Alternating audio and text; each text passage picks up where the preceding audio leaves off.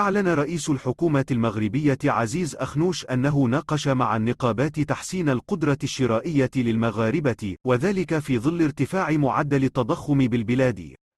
جاء ذلك في بيان صادر عن رئاسة الحكومة المغربية عقب الحوار الاجتماعي الذي جمع بين الحكومة والنقابات وأرباب العمل في العاصمة الرباط أمس الجمعة.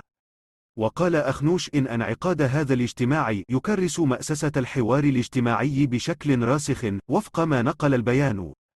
وأفاد بأنه اتفق مع النقابات على مواصلة العمل والتفكير المشترك داخل لجنة مشتركة بحضور مختلف الشركاء الاجتماعيين لتدارس كل ما من شأنه أن يحسن القدرة الشرائية للمواطنين في أفق الإعداد لمشروع الموازنة المقبل. ووصف أخنوش حصيلة الحوار الاجتماعي المشرفة بعدما أوفت الحكومة بعدد كبير من التزاماتها رغم الظرفية الصعبة. يأتي الحوار بعد أسبوع من وقفات احتجاجية شهدتها عدة مدن مغربية ضد ارتفاع الأسعار على السلع والخدمات الأساسية بالبلاد منذ شهور.